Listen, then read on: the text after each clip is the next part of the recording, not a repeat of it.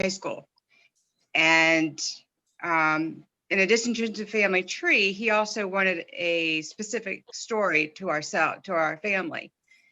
And my mother was like, well, you know, your grandfather was on this ship and there happened to be 4 chaplains on it. And I'm like, I don't know this story. So I guess around 14 or 15 is when I first learned of the story. And at the time, the chapel was out in Valley Forge, actually. And so they hadn't, of course, built anything. So we basically drove out there with my cousin and went to Valley Forge with her 2 little kids. We got to go to the little strip mall, came home, of course, with some souvenirs. And that was basically all I did. Then my mom passed away and I really didn't think about it anymore. In October 2013, I went on a date, sorry, Ken, with a Navy chaplain. And we were going to go out the next day. And I was like, so do you know the story? Not having any clue about military chaplains. My exposure to chaplain corps has always been within a hospital setting, and where I was, it was not always the best of circumstances, shall I say. And so I said to him, I said, so do you know the story of the 4 chaplains in the Dorchester? And I got well, yeah, how do you? And I was like, well, my step grandmother was on the maiden voyage and my grandfather was on the final voyage. And that just reopened the interest. And so I first went to the chapel in April the following year after going to my very first 4 Chaplains Memorial Service at Walter Reed there in 2014. And so I went up in April, I met Christine and Michelle, and I've been doing stuff ever since. And I actually have a majority of my photographs on Amazon Photos. And so this morning I sat and I looked down, I was like, you could go back through the years of what you've done. And I was like, wow, I was really busy there for a while. And then my dad got sick, 2017, 2018, and I really slowed down. But there for a while, it was like I did 2 or 3 things like every month. The following year that I started going up and doing stuff with the chapel, I met your former boss, Ed Brandt, and Doug Etter. And Doug was a lieutenant colonel there with the Pennsylvania National Guard. And of course, Ed was a colonel. And it's been, should I say, downhill ever since. But Ed has always been one, and you know firsthand, to not let your inexperience stop someone. And by the end of that year, he had me signed up to come down to Arlington Hall to do a little talk that February. And then he had me going to Peck down in Camp Robinson down in Little Rock that May for your sustainment training where I met you. And I remember when I said to him, I said, what did you want me to do? And because I really hadn't, I mean, when I went out, I was going out with Christine or Michelle when we were doing a Legion of Honor ceremony, and I wasn't really all that comfortable yet. And so when Ed was like, well, I said, what do you want me to do? Am I a vendor? Because we always have something that we could either give away or sell. And he's like, no, I want you to do an exhibit with stuff from the 4 chaplains. And I'm like, I don't know the first thing about this. I've been a medical secretary for over 30 years. What do I know about setting up an exhibit? And I got his standard answer. You'll be fine. And packed up. That was his answer to me for 2 years working for him. Figure it out. I believe it. But anytime I said something or I was nervous about something, that was the pat answer. You'll be fine. And so now I give it to all my younger people at work when they. Well, good. So yeah, Lynn and I had met. I worked for Chaplain Brigadier General Ken Brandt. He was the chief of chaplains for the National Guard Bureau. And that's where I met, Ken Sampson with, he used to come down to our events. We'd host a national chaplain conference down in Arkansas. We did this for 5 years when I was at the National Guard Bureau. And Lynn had come down. And after we met, she, and according to Chaplain Brandt's a very encouraging guy. She kept building on her display. If you ever, I'll send some pictures out to everybody later, but she came up with a pretty elaborate display that she would take to different events like the Endorser Conference and the Military Chaplain Association. And one of the neat things, we kind of stopped taking this around. We do a little bit, but she actually had the original model of the Dorchester. So that was given to, was it the grandson of the captain or? No, he was the grandson of the gentleman that built it, was the first chief officer. I always get it wrong, but it's like the first chief officer on the Dorchester. And he built this large wooden model of the ship. Okay. And so you figure the ship was launched in 1926. So I really don't know how old that ship is, but the grandson found it in the storage in the attic and did a little research, found out what it was, and then got in touch with Christine, and was like, Christine was the executive director when Right. when I started going to the chapel. So we took it on from there. So right now it's on display. Right now it's on display since the chapel has been closed. It's on display on the altar along with their 4 pictures. So one of the goals I have is to get that, find somebody, company that does 3D rendering, and maybe I can get that so you get a traveling ship they can take with us. So we're going to transition a little bit more into the story and what you learned about your grandfather. There's a couple books out there. I mean, and The Men in the Ship is a good one. Can't really see it with my background, but there's also another one, Chapel of Four Chaplains, which Dr. White wrote, and they talk about the survivors and those that perished, and you'll talk a little bit about how he's listed on the survivor list, and so it was a little more difficult to find your grandfather. But the Dorchester, a lot of people don't know that it had many successful voyages. I think this was the 5th or 6th, where it got sunk, but it had crossed the Atlantic previous to this, and there was actually in that book, there's actually an account of a merchant marine that was on all the crossings. So, he had, 4 successful ones, then the one that got torpedoed. So let's transition. You tell us about your grandpa, what you learned about him, and what he did on the ship, and maybe, 2 of the Coast Guard cutters went back to rescue people. Maybe if who picked them up and where he ended up and how he ended up back in the States and all that good stuff. So give us that background. Grandpa was born and raised not far from the chapel, South Philly.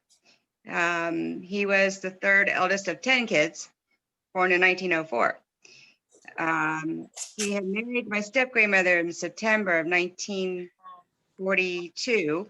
And then, of course, she got stuck with my mom the whole time my grandfather was away. But he was under contract with a group called McWilliams and Helmer's Dredging Company. And they were going to Greenland to expand the airbase. And I was always told that he was going to build a hospital. Grandpa followed in his father's footsteps. They were master carpenters. And he went ahead and got on the ship. I'm not sure he had much of a choice at that point, though. And as far as I am aware, he basically hunkered down with all of his other buddies and got off in Newfoundland when everybody did, when they went to Nova Scotia. Not Nova Scotia, excuse me, but Newfoundland. And I don't really know what all he did on the ship other than basically try to chill out and get through that part of the voyage to Greenland. What was your grandfather's name? How was he listed on the manifest? Well, the Army spelled his name wrong, for one. And his name was Joseph Robinson. And the Army decided that his name was Joseph Robinson. So he was listed as Joseph Robinson, civilian with the War Department. So he was not in the military at all. As I say, he was a master carpenter.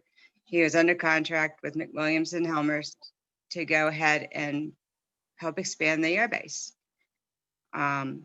one of the interesting things that I had no clue of until I started doing this was that Greenland, I had no idea how strategic Greenland was in World War II. And we had like 13 bases on Greenland. So the base that they were actually going to was like one of the largest ones there on Greenland. So he was really had a large undertaking to expand that base because there was nothing there. So I know when the torpedoes hit, he managed to get up and get off of the ship. He was not one of the fortunate ones to get into a lifeboat, however, but he did get into one of the donut rafts.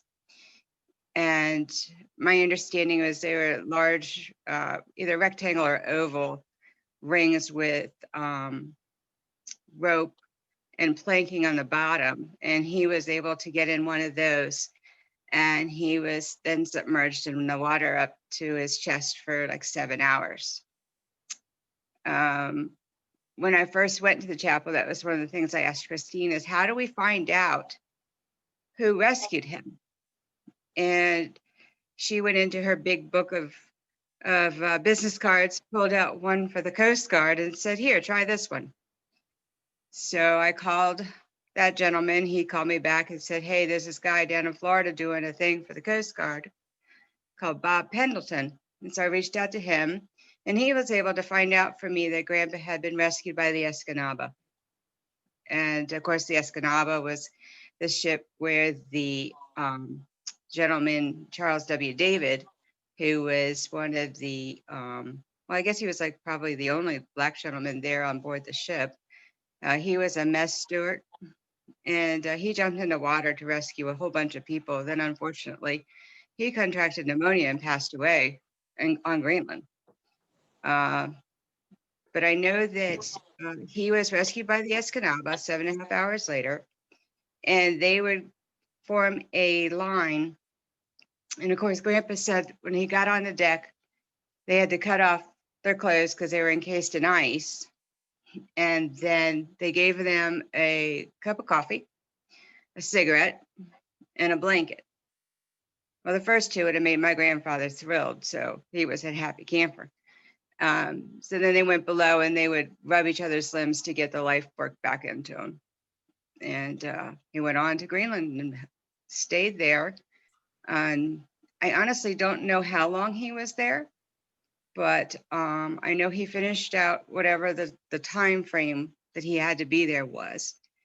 I know from my aunt that he would send silly things home to my stepmother, and she would, one of them was he had asked her to send a can of peas, and he wanted a can of peas so they could go ice fishing with these peas. And he supposedly told her that they were going to line the peas up around this hole that they had dug into the ice, and that when the fish came up to get a pea, they would whack it with a piece of wood, and that would be their dinner.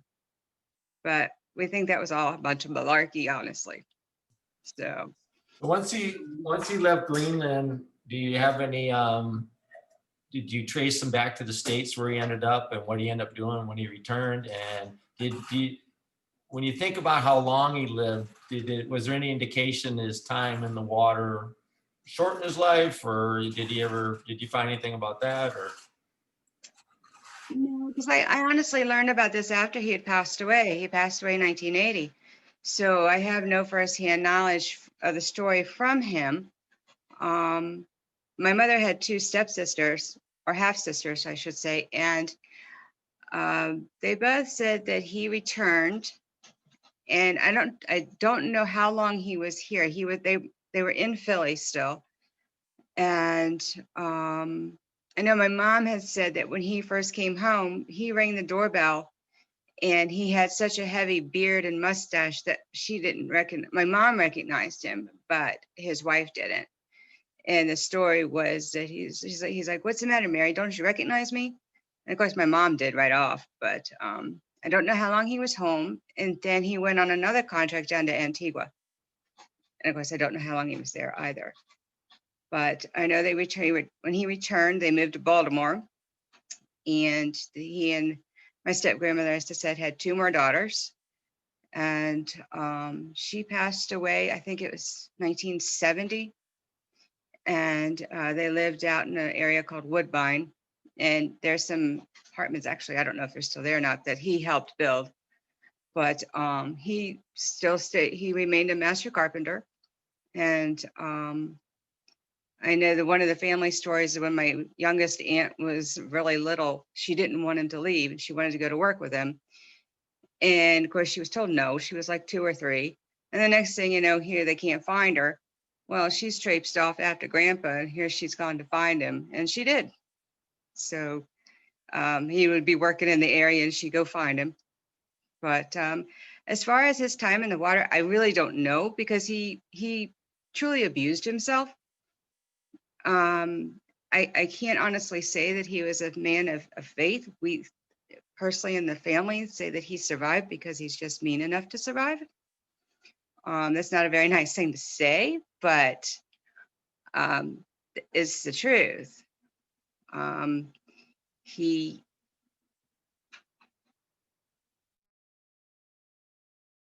at all. So I really don't know how much of that contributed to, did he always complained his legs hurt? Okay, well, was it from being in the water for 7.5 hours, or was it because you laid out in the sun and you burnt the what out of them? Who knows? Or his pants caught fire on a job site. He just abused himself. So I don't know. All right, so the neat thing about when I'm in the chapel, I get phone calls all the time, and a lot of times people will fill in a little gap with the story like you did. Did you find that because your interest in what your grandfather did, is that what really pulled you into the board and into volunteering, or do you think if you had, if you didn't have that background, would you have been part of the Four Chaplains? I don't think that I would have had the background. If I didn't have the background, no, I probably would not have. The background, of course, brought me into it. Right. But then really getting into the story and knowing trying to get to know the Four Chaplains themselves better as much as you can. Learning about the chaplain course. And my main passion is for the chaplain course and what these 4 did and how their story is still very much alive today, because in my way of thinking, it embodies what chaplains do, military chaplains do. And they are first responders. And coming from a medical background, that means a lot. But there's just something very special about the whole military chaplain course and the people that have chosen that way of life. And and I probably would not feel that way if I hadn't had Grandpa to lead the way. Here's a question for you, because Chaplain Brant's we're gonna have a discussion on Thursday. We're gonna do a thing called Chat from Chapel Hill. And by the way, Mr. Sampson there, Reverend Sampson, you're gonna be invited to be one of the guest chaplains on this, but Chaplain Brant's gonna start off, and we're gonna start off with living. I told him to call it Living Your Call, because I have a theory that, I served 30 years in the chaplain corps, and we often talk about chaplains are called, to serve God. But I also have a theory that, not a theory, but I think people are also called in other professions. They end up in, I couldn't imagine, certain people I meet, I couldn't imagine doing anything but what they're doing, and they have a passion for it. And so you're going to first I'm going to ask this to, before we get to Thursday, but do you think that other people have been called to a profession besides being a pastor, minister, rabbi? What do you think? Oh, definitely. I definitely feel that way.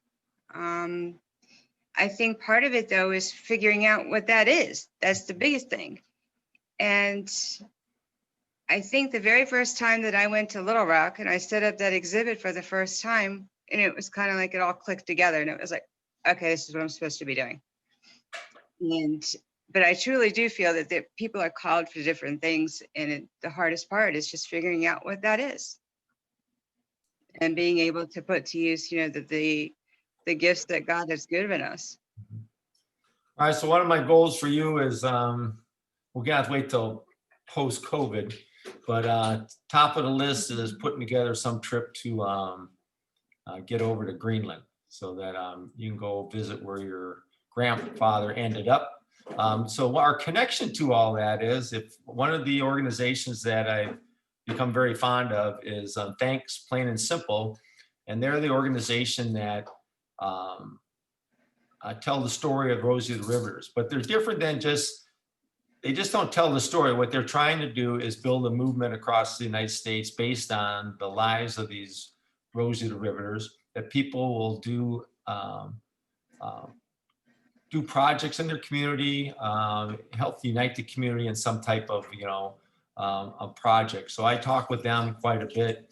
And so their connection they do a lot of, there's always these things that kind of connect. And every year they do an event at the embassy of the Netherlands. And they always honor the Rosies because one of the last aircraft that were built during the war was signed by all the Rosies and end up in the Netherlands, and it delivered food after they were liberated. So they had this fond memory of all the Rosies. So every year they host an event at the embassy. So we're going to work through them and the Dutch embassy and their connections to Greenland. And hopefully post-COVID, we'll figure out a way to get ourselves over there. Maybe you'll find somebody over there that knew your grandpa, who knows? So that'll be our goal. So at least you can walk the land where he was. And, and I know there were 10, they recovered 10 bodies when the ship sank, and they were actually buried in Greenland. And then when Charles David survived, ended up in Greenland, they recently moved his body from Greenland and they moved it to a cemetery in New York. But that would be kind of neat to make that journey and see that spot. And who knows what that leads to? Maybe there'll be some old timer there that, shook your grandpa's hand or something, so who knows?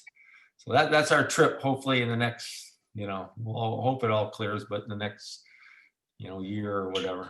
So, well, thanks. What I want to do is now you can ask Lynn some questions. You can unmute yourself, or if you have a little bit of the story that you want to share, because part of my idea is just to gather information about the Four Chaplains or your connection to the story, or your why you are a member of the Four Chaplains, whatever you want to share. This would be a good time to do that. So kind of open it up, and I guess I could go around the horn. How about we'll start with Ken, since I know you're a man of many questions. So if you got anything or something you want to add about the story, I mean, you were a chaplain in the military, so were you called to serve? And a couple of things.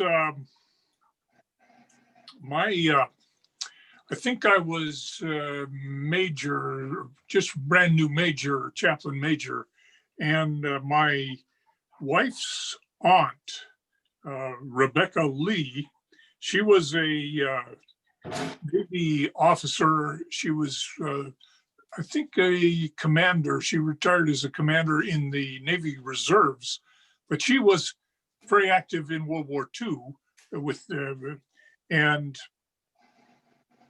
she I don't remember everything about it, but we were invited to come down to Philadelphia to the Chapel of the Four Chaplains for this award ceremony. And so here, Kate and myself and our children, we went down and we went to that chapel that has the revolving. You had the revolving. At Temple University. Yeah, right down there.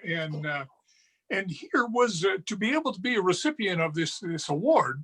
It was really something for me because of what it symbolizes and what richness it brings to the whole calling of the chaplaincy. But also it just continues on in it's one of these ideals of our nation that just is so rich, so rich.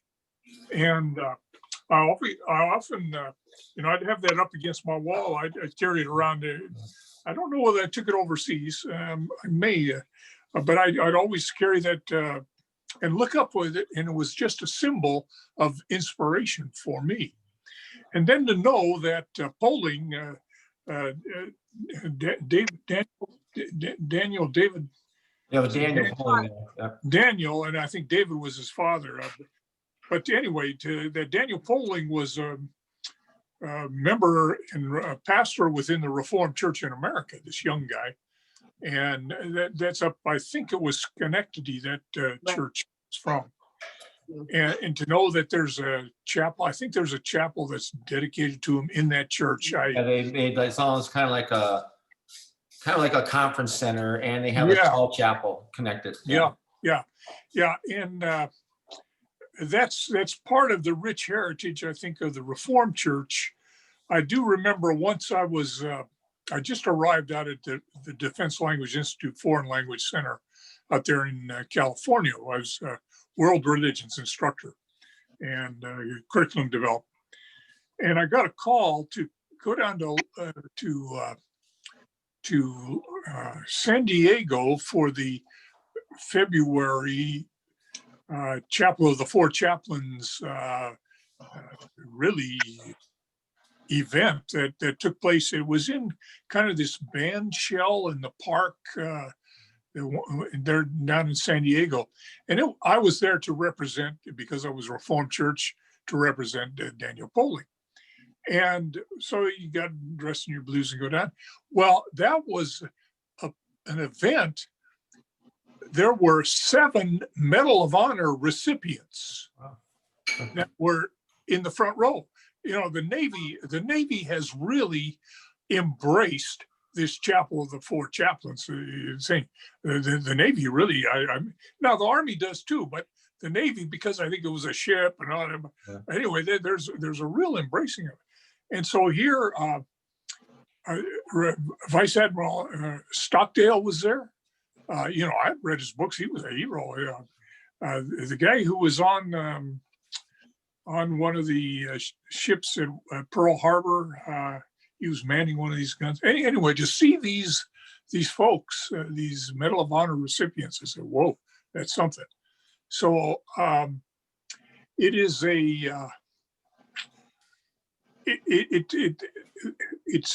it's so needed, and it continues to be even more needed in our nation and our country and our armed forces today. So.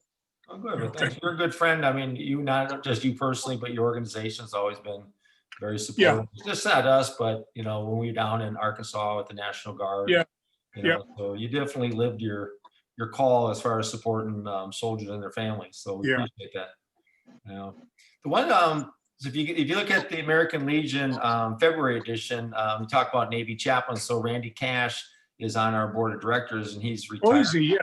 Yeah, he's retired Navy, and he wrote a neat article, and it covers not only the story, but he also put in, because I think, and I was talking to Nelson Millitz, who's on the call tonight, about this. I think one of the overlooked stories, and it's almost as interesting as the Four Chaplains, is how the chapel ended up being built in Philadelphia and what it took to get that thing built. And we're going to be celebrating our 70th anniversary this year on February 3rd.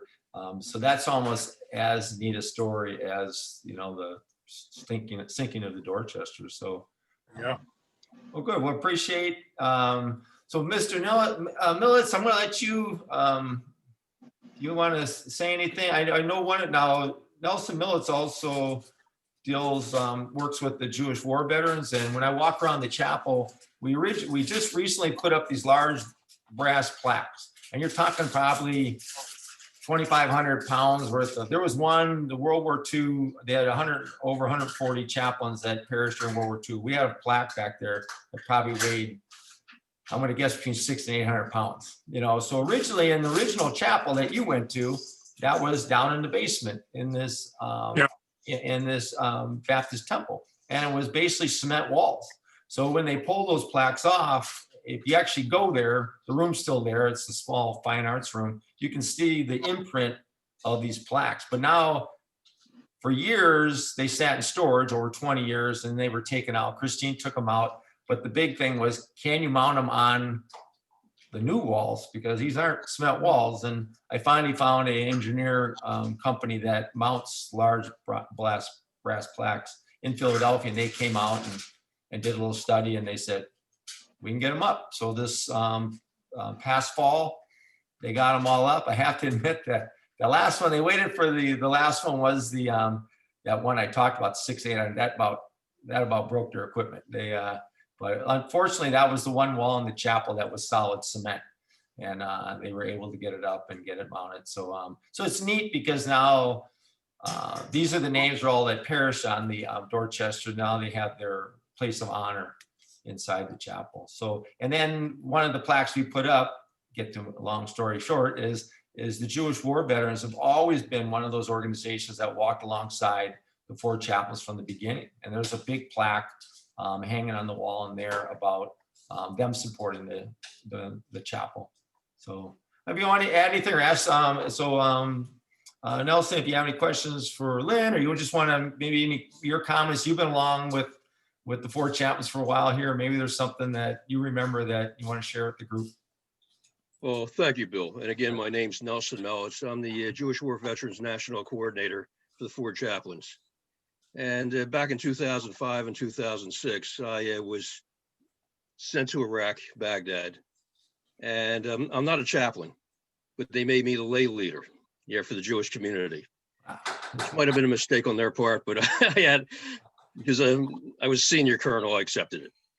But they didn't say anything about the four chaplains there. But what I do remember is back in 1951, my father and grandfather, veterans, were heavily involved with the Chapel of the Four Chaplains and establishing it. I could even remember they had been carrying one of the Torahs, taking turns carrying them down Broad Street and Castor Avenue in Philadelphia to Temple University.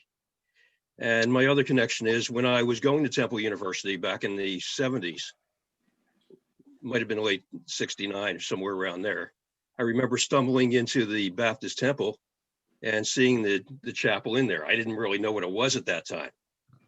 But when I was given the opportunity to volunteer with the Jewish War Veterans to be the coordinator, I could see my family connection with that, with the chapel, and maybe I could do some good. So that's why I'm involved now. And Bill, I appreciate everything you're doing because I think we have some good ideas in mind to implement more of a connection of the Jewish War Veterans with the Chapel of the Four Chaplains.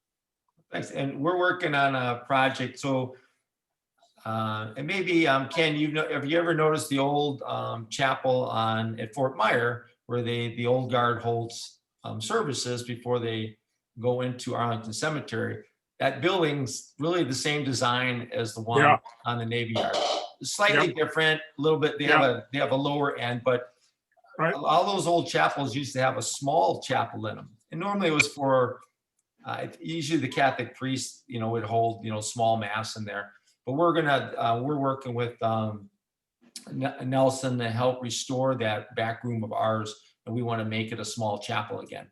So and so that's our goal this year is instead of it wasn't really being used for anything, but we want to restore that. So it'll be kind of neat. In fact, that's they've never had a plaque that had the survivors. So this is where Lynn will come in. You'll be part of that dedication. Is we're going to have a large steel polished bronze plaque that's going to be on the back wall. That's going to have the names of the 230 survivors.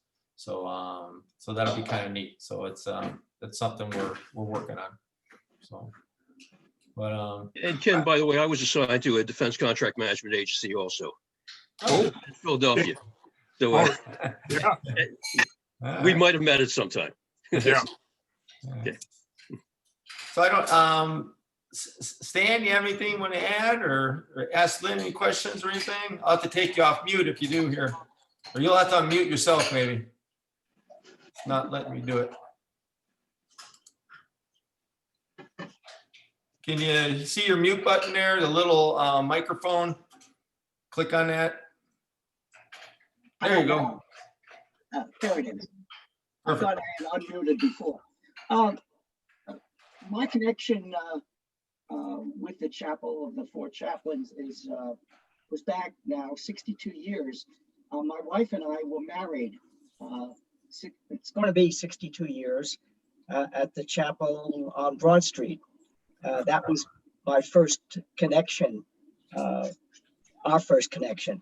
Ours is an interfaith marriage, and so we thought that being married at the chapel was quite appropriate. We had 2 attendants. It was a massive event. So that really started the connection. I've read the books and such. A few years ago, I put together a brief PowerPoint presentation for presentation at our synagogue. I belong to a synagogue in Huntington, Pennsylvania. I live in State College. Okay. Huntington is about 30 miles south of State College. It's a small congregation, but I thought it would be nice to celebrate and commemorate the sinking of the Dorchester and the story of the four chaplains. I've done that a couple of times, and I always get very much inspired when I take a look at those photographs. Of course, it's interesting, the connection with Pennsylvania. Rabbi Good had served in York. I believe the priest of the four had been in Lewistown, which again is about 30 miles or so from State College. And so I feel that there's a particular connection with Pennsylvania of the four chaplains. I'm not sure whether there's any recognition. I don't get in central Pennsylvania, where I live, much recognition of the event, the significance of the four chaplains, the meaning, the deep meaning of the sacrifice, which is, I find, very disappointing. I'm not even sure. My recollection of hearing that there has been in York anyway some recognition over the years of Rabbi Good and the four chaplains. The fact that it is not better known, at least in my part of Pennsylvania, is quite discouraging. As a matter of fact, my wife has approached the Pennsylvania Military Museum, which is in Boalsburg, which is just a couple of miles. It's in the State College area. Quite frankly, they didn't seem to have much interest, which we found very disappointing. It might be something, if it's not on the agenda of the four chaplains group in Pennsylvania, that might be something to look at if there is not any recognition of the four chaplains and what it means. Anyway, it's an inspiring story, and I was so glad to find out about the Zoom meetings that you're going to be holding. I'd like to learn more because it's really important. It's too important to forget.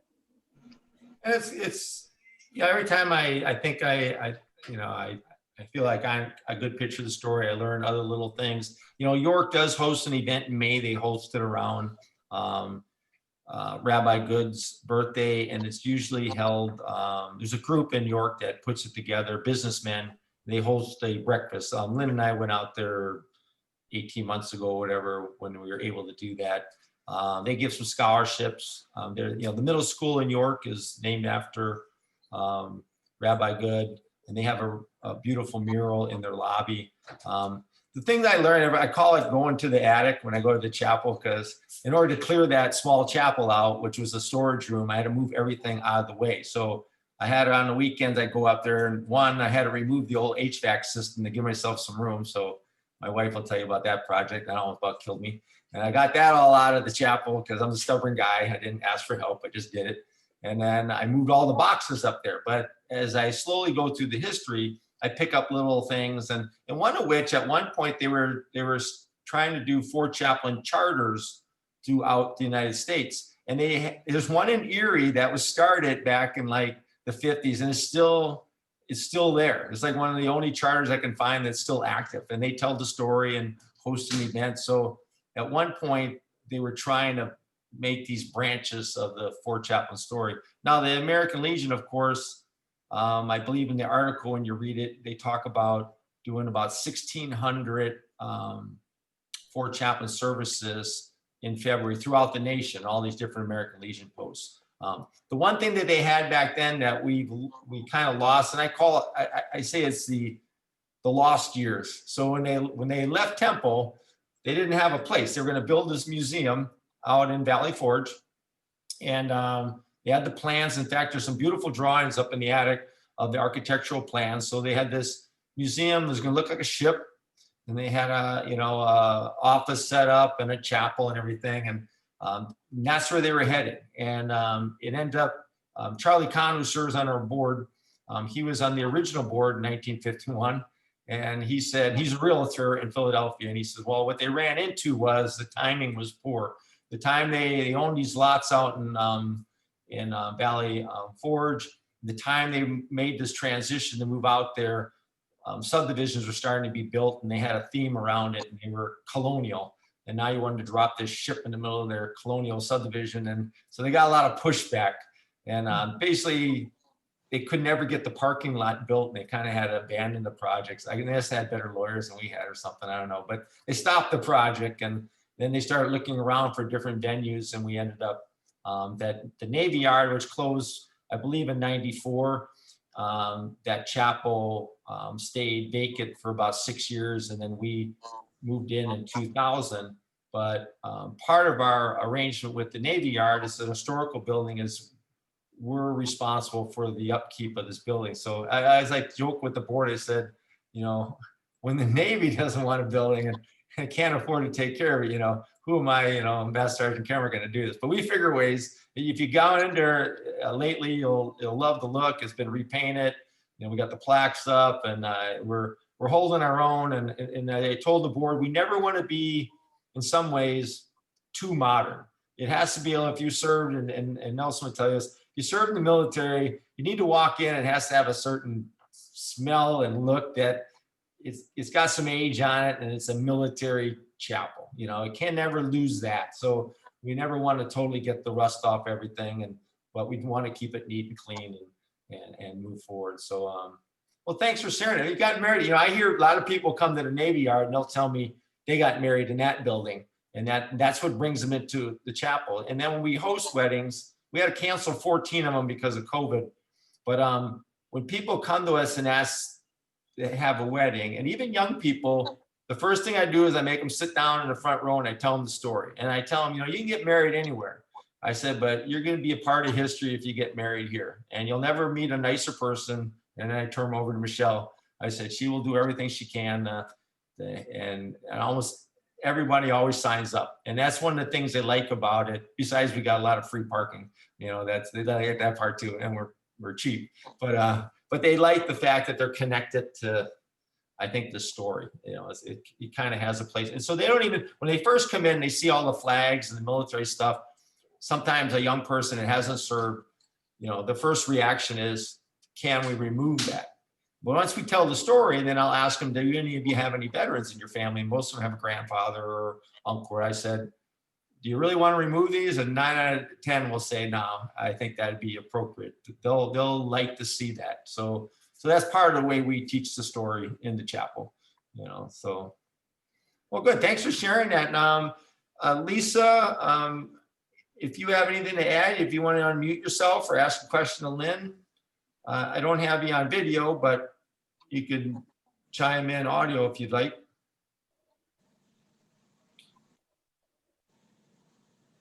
Or Daniel. I have a question for Ken.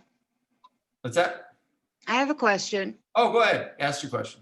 So, Ken, I don't know if you can answer this or not, but it seems to me it was a strategic move on the chief's part when they selected all 4 chaplains to have either been raised in Pennsylvania, because Fox was from Pennsylvania, Good was from technically DC, and then Poling was New York, and Washington was Jersey. Do you think that was strategic on the Army's part and having all 4 of them come together from basically the same area? Well, Because when you stop and think about it, let's see, the furthest north was Fox when he came down from Vermont. And then you had Pauling and Schenectady, and Kearney was for Washington, and Rabbi Good was there in York. What I read on that wasn't so much the geography of it, but there was a strategic decision by the chief's office to put together this multi-faith group of men, because they Right. knew they already had 6,000 people on Greenland, and they really wanted to have a group of chaplains to represent the 3 major faith groups at the time. So I don't know if it was just some luck geography wise, but you know. but as I recall, all 4 of them went to the same basic course. They did. They all went to Harvard Yeah. during that summer in '42. Yeah. Yeah. So they're all up there in the Northeast, and yeah. And they were all they became friends when they were at Harvard. So they had known each other before they boarded the Dorchester. Yeah. You know, if you Yeah, they did. Yeah. they did. Yeah. And if you read the story on Poling, you know, being a unique guy, this guy was already a World War I hero. I mean, this guy had the Yeah. star. He was. I'm sorry, Fox. He was always a World War. You know, he grew up in Pennsylvania, ran away from home at 17, joined the Marines, and worked in the medical corps. And so this guy was already served. You know, so he's the oldest of the group. You know, he's going to walk into this fight at age 43. You know, so it's you know, it's and now today we're used to taking chaplains then that are older. I mean, that bar has kind of moved a little bit. I'm not sure back then what the average age was, but you know, chaplains do come in. Their schooling's longer, and a lot of them will convert over from being officers or enlisted and join the chaplain corps. So we're used to seeing our chaplains, maybe not, you know, the youngest of the officers. So, but 43 was it's a tough go to run off the war, you know, at that time. So, all right, we're getting up on the hour mark. So, I mean, I didn't, Daniel, I don't know your first name there. If you wanted to chime in, if you had any questions, or Terry, now would be the time to do that. Give everybody an opportunity to ask the question. If not, there you go. Oh, there you go. Hit your unmute. Some reason it's not letting me unmute you from here. I don't know why.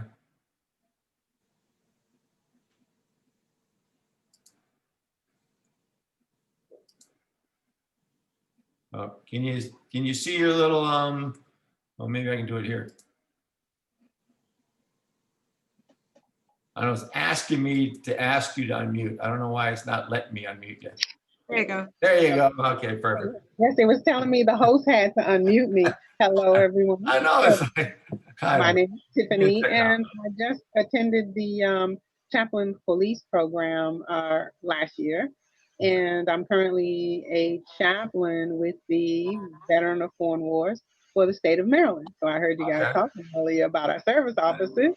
At any rate, while I was in uniform, I was not a chaplain, but I am currently a chaplain for the state of Maryland, and also taking my, venturing into my CPEs for and chaplaincy with my church as well to do missionary work.